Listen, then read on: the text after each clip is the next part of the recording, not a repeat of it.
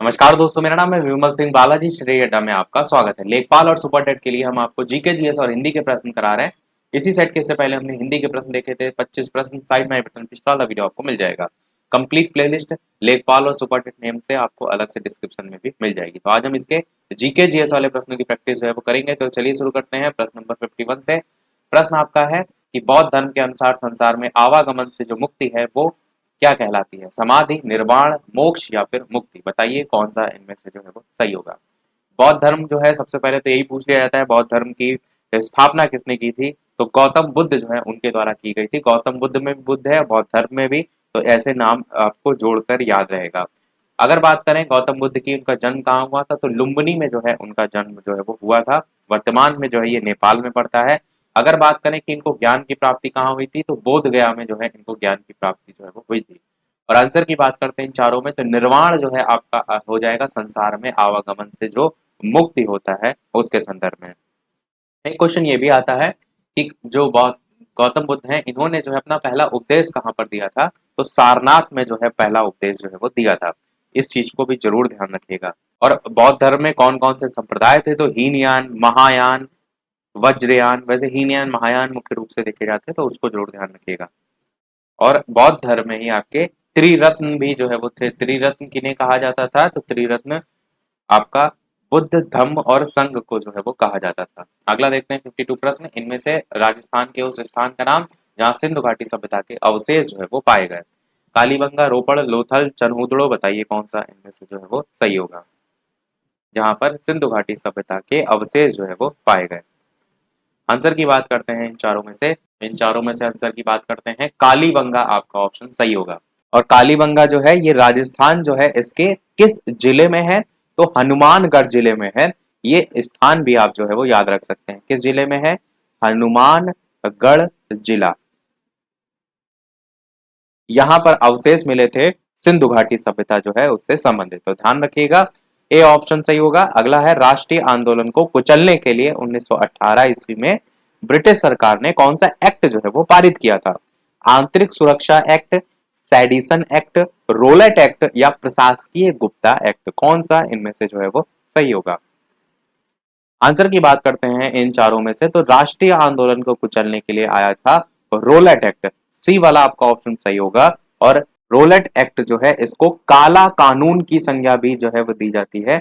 इस तरीके से, अगर कालू नहीं काला, काला कानून भी जो है इसको कहा जाता है। और इसमें था क्या, क्यों कहा जाता है? तो इसमें यह था कि कोई भी भारतीय पर अदालत में बिना मुकदमा चलाए उसे जेल में डाला जा सकता था। ये सबसे इसकी खतरनाक चीज थी। और आया कब था?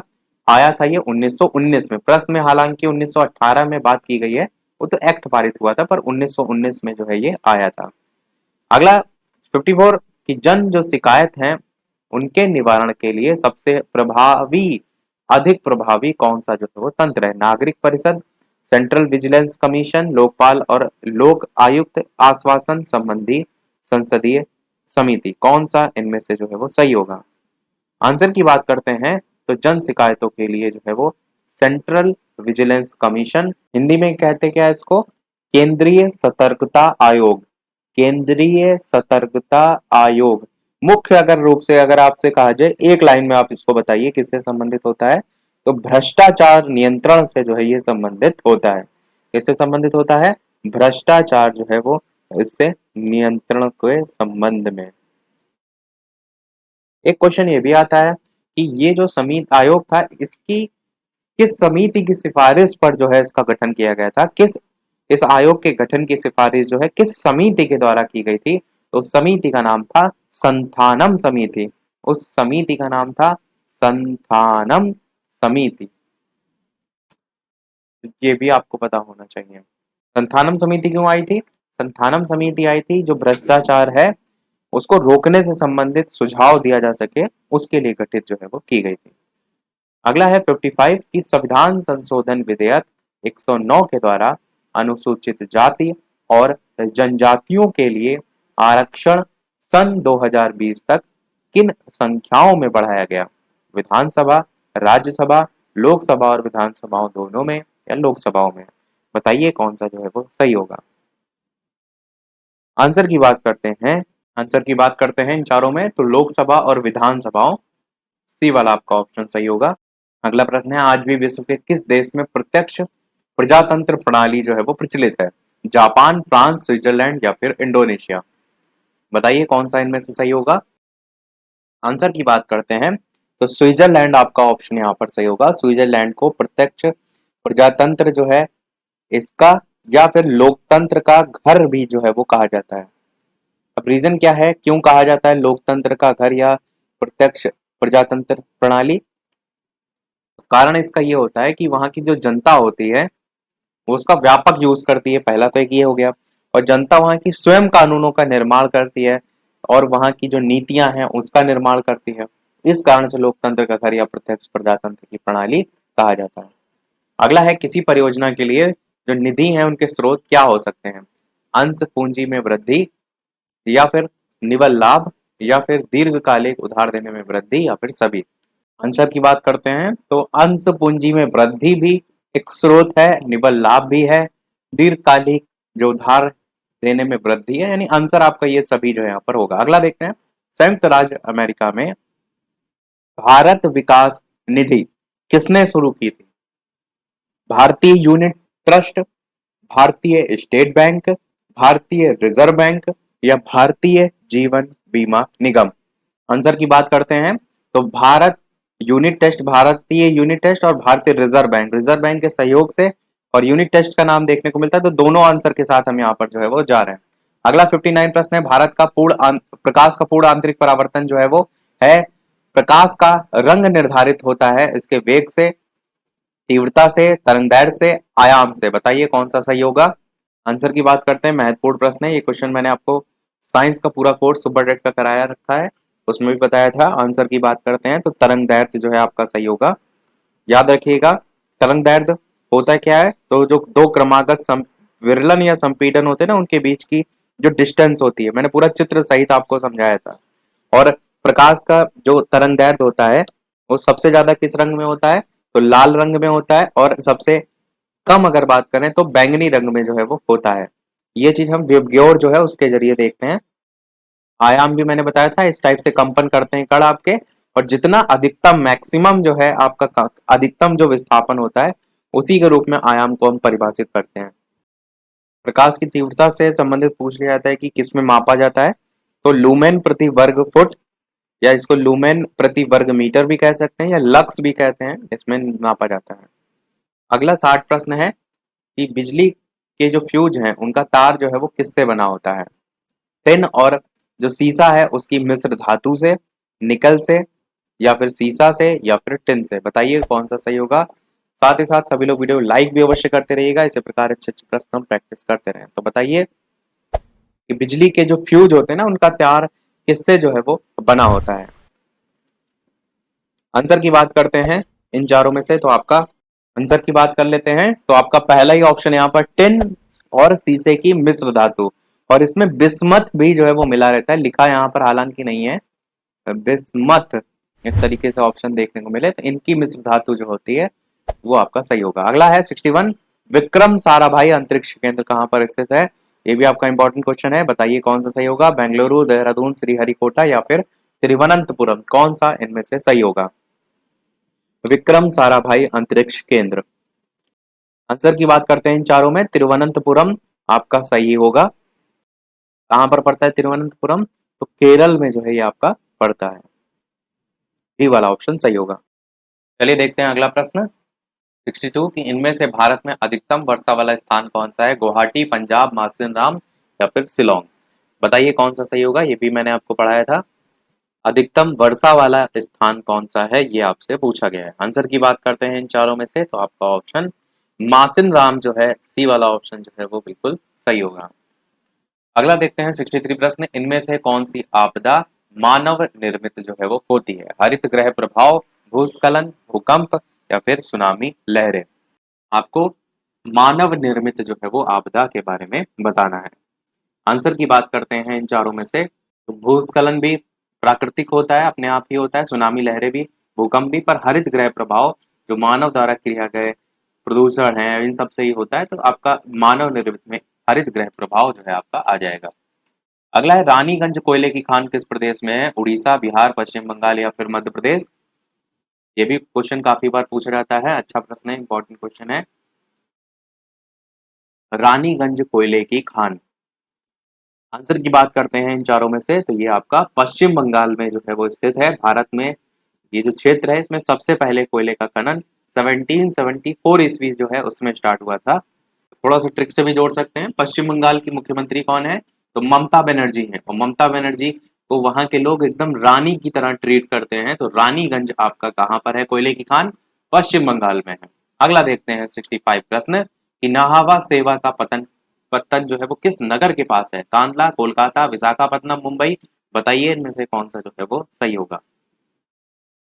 आंसर की बात करते हैं तो आपका मुंबई जो है ऑप्शन डी वाला, ये जो है आपका ऑप्शन सही होगा। नाहवा सेवा जो पत्तन है इसी को एक और नाम से जाना जाता है और वो नाम है जवाहर लाल नेहरू पत्तन,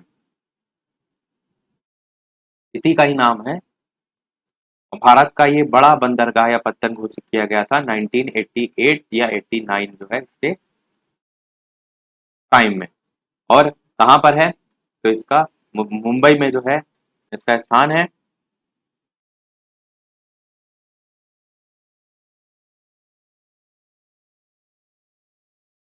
अगला देखते हैं 66, इनमें से रसम असम राइफल्स का गठन जो है वो कब हुआ था? 1835, 1840, 1900 या फिर 1890। असल असम राइफल्स का जो है वो गठन, आंसर की बात करते हैं इन चारों में से, तो आपका ऑप्शन यहाँ पर 1835 1835 जो है आपका सही होगा। और कछार लेवी के नाम से जो है इसका गठन जो है वो किया गया था। उद्देश्य क्या था इसका गठन करने का? तो उस समय जो जनजातीय लोग थे उनसे ब्रिटिश की जो बस्तियां होती थी, चाय बगान होते थे, उनकी सुरक्षा करना जो है वो उद्देश्य था। और सबसे पुराने पुलिस बल के अंतर्गत इसका नाम देखने को जो है वो मिलता है। तो मैंने बताया कि जब इसका गठन किया गया था तब इसका नाम था कछार लेवी। और बाद में जब समय आपका आया था 1971 का, तब इसका नाम बदल के असम राइफल्स जो है वो कर दिया गया था। अगला देखते हैं आपका, इनमें से मेघालय का प्रमुख लोक नृत्य कौन सा है? पखुएला, लावाणी, बंगाला, गरबा। बताइए कौन सा सही होगा। मेघालय का प्रमुख लोक नृत्य, आंसर की बात करते हैं तो आपका यहाँ पर पहला ही ऑप्शन नहीं, थर्ड वाला ऑप्शन बंगाला या वांगला करके भी लिखा रहता है इसका, वांगला। तो ये जो है यहाँ का लोक प्रमुख लोक नृत्य जो है उसमें आता है। बाकी और भी हैं, और मेघालय का ही एक लहो नृत्य है, वो भी ध्यान रखिएगा अगर ऑप्शन में आपको देखने को मिले। लहो नहीं लाहो है, आ की मात्रा भी जो है इसमें लगती है। एक्चुअल में ये जो प्रश्न है लाहो वाला, ये अभी एसएससी का 2020 में एक पेपर हुआ था, जो आपका इंटर लेवल वाला होता है, सीएचएसएल वाला होता है, कंबाइंड हायर सेकेंडरी लेवल। उसमें पूछा गया था कि मेघालय का नृत्य जो है वो कौन सा है, ऑप्शन में अलग अलग थे, तो लाहो आपका वहां पर आंसर था। अगला देखते हैं इनमें से किस यंत्र का प्रयोग रेडियो संचार जो कार्य होते हैं उनमें जो है वो आपसे पूछा गया है होता है? संगाहक, संचारक या फिर दोनों या फिर इनमें से कोई नहीं। रेडियो संचार कार्यों में इसका उपयोग होता है। आंसर की बात करते हैं तो आपका संगाहक का भी होता है, संचारक की भी होता है, ए और बी दोनों आपका यहाँ पर सही होगा। अगला प्रश्न है रग्बी यूनियन खेल की एक टीम में कितने जो है वो खिलाड़ी होते हैं? 11, 12, 14 या 15। बताइए इनमें से कौन सा जो है वो सही होगा। आंसर की बात करते हैं इन चारों में से, तो आपका टोटल 15 खिलाड़ी जो है इसमें होते हैं। डी वाला आपका ऑप्शन सही होगा। अगला है इनमें से किस खेल की एक टीम में महिला और पुरुष दोनों खिलाड़ी जो है वो होते हैं? Korfball, softball, netball या फिर गोली फुटबॉल। कौन सा इनमें से जो है वो सही होगा। महिला और पुरुष दोनों खिलाड़ी जो है वो किस खेल की टीम जो है उसमें होते हैं? आंसर की बात करते हैं, इन चारों में से, तो आपका ऑप्शन यहाँ पर कॉर्फ बॉल। एक कॉर्फ जो है कॉर्फ करके लिखा रहता है, का को ओ की मात्रा और फा में ऊपर रा, कॉर्फ बॉल, इस तरीके से। क्योंकि इंग्लिश में जो इसकी स्पेलिंग होती है ना वो होती है KORF बॉल, तो कॉर्फ लिखा जाता है, ये कॉफ करके इन्होंने लिख दिया है। अगला देखते हैं आपका, ये ध्यान रखिएगा, जिसमें महिला और पुरुष दोनों खिलाड़ी जो है वो होते हैं। 71 प्रश्न है, इनमें से मेन रहीम रेखा किन देशों के बीच की रेखा है? जर्मनी फ्रांस, जर्मनी पोलैंड, रूस और फिनलैंड, या फिर आपका जो है वो रूस और पोलैंड। बताइए कौन सा जो है वो इनमें से सही होगा। मेन रहीम रेखा जो है वो किन देशों के बीच की जो है वो रेखा है? आंसर की बात करते हैं इन चारों में से, तो आपका रूस और फिनलैंड जो है वो आपका बिल्कुल जो है वो सही होगा। रूस और फिनलैंड के बीच में मेन रहीम रेखा है। और एक इसी से मैन से रिलेटेड होती मैनी नॉट करके, मैनी नॉट रेखा, मैनी नॉट रेखा जो है ये आपका जर्मनी और फ्रांस जो है इसके बीच में है। दोनों ध्यान रखनी है आपको। अगला देखते हैं 72 प्रश्न, सापा समाचार एजेंसी किस देश की एजेंसी है? मिस्र, दक्षिण अफ्रीका, क्यूबा, जापान, कौन सा इनमें से जो है वो सही होगा? आंसर की बात करते हैं तो सापा समाचार एजेंसी, आंसर की बात करते हैं तो ये दक्षिण अफ्रीका की है सापा समाचार एजेंसी। अगला है, लाओस देश की राष्ट्रीय मुद्रा जो है वो क्या है? चार ऑप्शन है, न्यूक्लियाओ, वॉन, रियल या येन। बताइए इनमें से कौन सा सही होगा। लाओस देश की राष्ट्रीय मुद्रा, आंसर की बात करते हैं तो लाओ नाम से ही है, लाओ कीप करके इसकी यहाँ की राष्ट्र मुद्रा है, लाओ कीप। और इसकी जगह आपको न्यूक्लियाओ करके भी देखने को मिलता है, पर इनको ना ध्यान रखिए, आप डायरेक्ट लाओ कीप ध्यान रखिए, यही आपके प्रश्न में आएगा तो पूछा जाएगा। अगला देखते हैं, सेकंड लास्ट प्रश्न, भारत में पहला अंतरराष्ट्रीय टेलीफोन कब स्थापित किया गया? 1970 दिल्ली में, 1973 मुंबई में, 1975 बिहार में, 1980 चेन्नई में। बताइए कौन सा सही होगा। भारत में पहला अंतरराष्ट्रीय टेलीफोन कब स्थापित किया गया? तो ऑप्शन के बाद, ऑप्शन के अकॉर्डिंग बात करें तो आंसर की तो 1973 मुंबई आपका जो है वो सही होगा। वैसे जब स्वतंत्र भारत की बात नहीं होती तब आपका समय देखने को मिलता है 1881, जहां पर सरकार ने फैसला लिया था, इंग्लैंड की एक ओरिएंटल टेलीफोन कंपनी थी, उसको कोलकाता, मुंबई, चेन्नई और अहमदाबाद इसमें टेलीफोन एक्सचेंज खोलने के लिए एक लाइसेंस दिया गया था। और उसके बाद 1881 में देश में पहली औपचारिक टेलीफोन सेवा जो है वो स्टार्ट भी हुई थी। परंतु यहाँ पर जो है वो आजाद भारत की बात की गई, तो उसके अकॉर्डिंग 1973 मुंबई जो है आपका सही हो जाएगा। इसलिए मैंने पहले भी कहा है, ऑप्शन के अकॉर्डिंग आपके आंसर भी बदल जाते हैं। अगला देखते हैं आपका 75 और इस वीडियो का लास्ट प्रश्न होगा। इसके अलावा चैनल पर नए हो तो सब्सक्राइब करके अवश्य जुड़ जाइएगा, और वीडियो पसंद आए तो लाइक शेयर और सब्सक्राइब जरूर जो है वो करते रहिएगा। और साथ ही साथ टेलीग्राम चैनल से जो भी ना जुड़े हो, बालाजी स्टडी अड्डा सर्च करके जुड़ सकते हैं, लिंक भी आपको डिस्क्रिप्शन में मिल जाएगी। 75 प्रश्न है, इनमें से किसे बिहार के नए राज्यपाल के रूप में नियुक्त किया गया है? और ये क्वेश्चन है पुराना, तो इन चारों में से कोई ऑप्शन नहीं है, आंसर आपका होगा फागू चौहान, जो कि वर्तमान में जो है वो राज्यपाल हैं बिहार के, फागू चौहान। पर आपको यूपी के पता होना आवश्यक है, तो इस प्रश्न की जगह आपका यूपी आपको पता होना चाहिए। तो यूपी के वर्तमान में राज्यपाल कौन है? तो उनका नाम है आनंदीबेन पटेल। जो आप अभी देखेंगे, आज आपकी तारीख है 24, कल आपका शपथ समारोह आपको देखने को मिलेगा। तो जो आनंदीबेन पटेल हैं, ये आपको शपथ समारोह में शपथ दिलाते हुए नजर आएंगे, जो उत्तर प्रदेश के जो मुख्यमंत्री बने हैं उनको। सभी प्रश्न हमारे समाप्त। अब एक प्रश्न आपके लिए भी, जैसे कि सभी वीडियो में हम आपसे एक ना एक प्रश्न पूछते हैं, तो ये है आपका इस वीडियो का प्रश्न, जिसका आंसर वीडियो के मेन कमेंट में आपको बताना है कि मेक इन इंडिया जो कार्यक्रम है इसका लोगो क्या है? बाघ है, चीता है, शेर है या फिर हाथी है? काफी इस पर जोर भी दिया जा रहा है, तो ये चीजें आपको बेसिक से पता होना चाहिए। अपना आंसर वीडियो के मेन कमेंट में बताइएगा। लाइव टाइमिंग दोपहर के 3 बजे और शाम के 8 बजे है, तो लाइव आकर भी वीडियो आप देख सकते हैं, प्रश्नों की प्रैक्टिस कर सकते हैं। तो आज में इतना ही रखते हैं, फिर मिलते हैं अगले वीडियो में कुछ नए प्रश्नों के साथ, नए टॉपिक के साथ। तब तक के लिए नमस्कार, जय हिंद।